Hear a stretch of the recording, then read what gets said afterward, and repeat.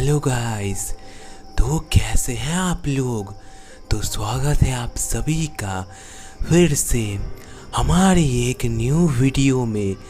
और आज मैं फिर से शिनचैन के एक नए हॉरर एपिसोड को एक्सप्लेन करने वाला हूँ।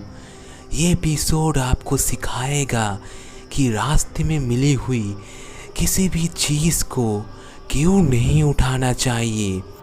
इसलिए वीडियो बहुत ही इंटरेस्टिंग होने वाली है। शुरू से लेकर एंड तक ज़रूर देखना। पसंद आए तो लाइक कर देना, चैनल पर पहली बार आए हो तो सब्सक्राइब कर लेना। सो विदाउट वेस्टिंग टाइम चलिए शुरू करते हैं। वैसे तो एपिसोड की शुरुआत में प्रिंसिपल सर दिखाए जाते हैं, पर इस बार एक अनजान आदमी एपिसोड की शुरुआत में आता है और कहता है रास्ते में मिली हुई किसी भी चीज़ को हमें उठाने से पहले कई बार सोचना चाहिए।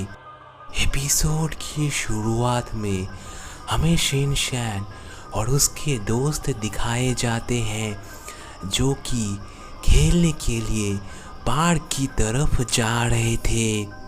पार्क पहुंचते ही शिनचैन को दूर से एक बड़ी हुई चीज़ नज़र आती है और वो उसकी तरफ भागने लगता है।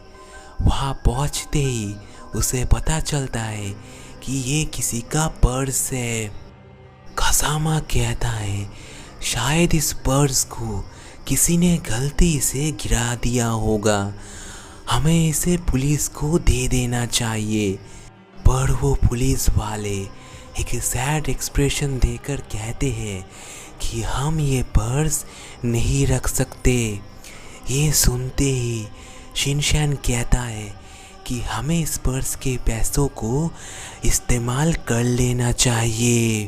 पुलिस स्टेशन के पास ही उन्हें एक लकी ड्रॉ की दुकान दिखती है और उस पर्स के पैसों से उस लकी ड्रॉ में स्पिन करते हैं।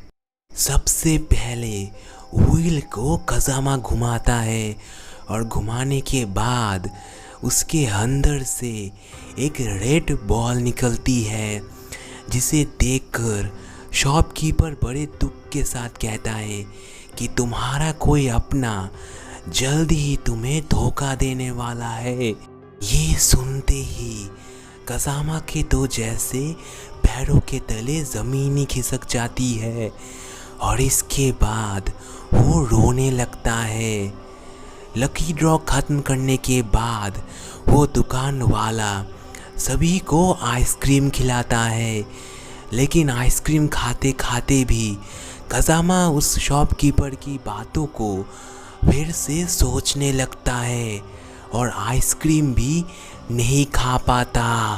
तभी कसामा देखता है कि उसकी आइसक्रीम गायब हो चुकी है। तब शिनचैन उसकी हाथों से उसका स्टिक लेकर कहता है क्या बात है कसामा, तुमने बड़ी जल्दी अपना आइसक्रीम ख़त्म कर लिया।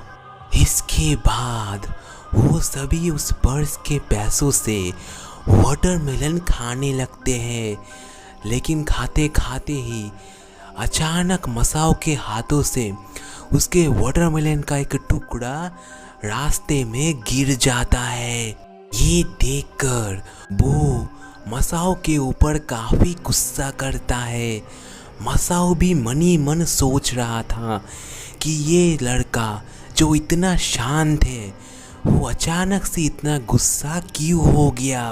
तभी वो आदमी हमें फिर से दिखाया जाता है और वो कहता है कि क्या आप लोगों ने ये देखा कि सिर्फ रास्ते में पड़ी हुई एक चीज़ को उठाने से ही कैसे इन दोस्तों में दरार पड़ रही है।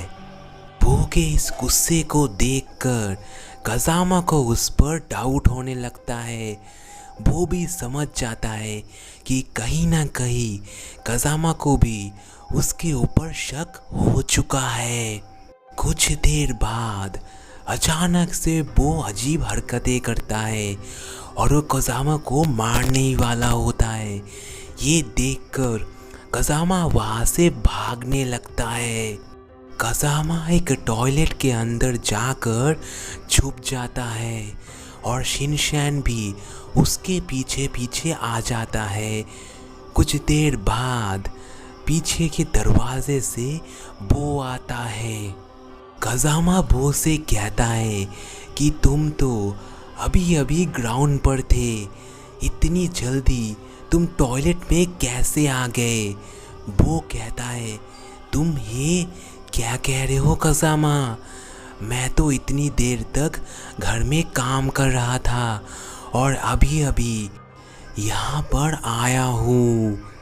तो अगर असली बो अब तक घर में था तो जो उन लोगों के साथ था वो कौन था। ये सुनते ही और सोचते ही कज़ामा के पैरों के तले ज़मीन खिसक जाती है। शिनचैन और उसके दोस्त इस बारे में बात कर ही रहे थे, लेकिन उन्हें पता नहीं था कि पीछे से उनकी सारी बातें कोई सुन रहा है। और यहीं पर ये एपिसोड खत्म हो जाता है। तो आज के लिए बस इतना ही। तो होप करता आप लोगों को वीडियो पसंद आई होगी, एंड वीडियो पसंद आए तो आपको पता है क्या करना है, वीडियो को लाइक कर देना है और चैनल पर पहली बार आए हो तो सब्सक्राइब कर लेना है। सो मिलते हैं किसी नेक्स्ट एंड ऐसी ऑसम वाली वीडियो में। तब तक के लिए नमस्ते, खुदा हाफिज़, सागर प्रणाम।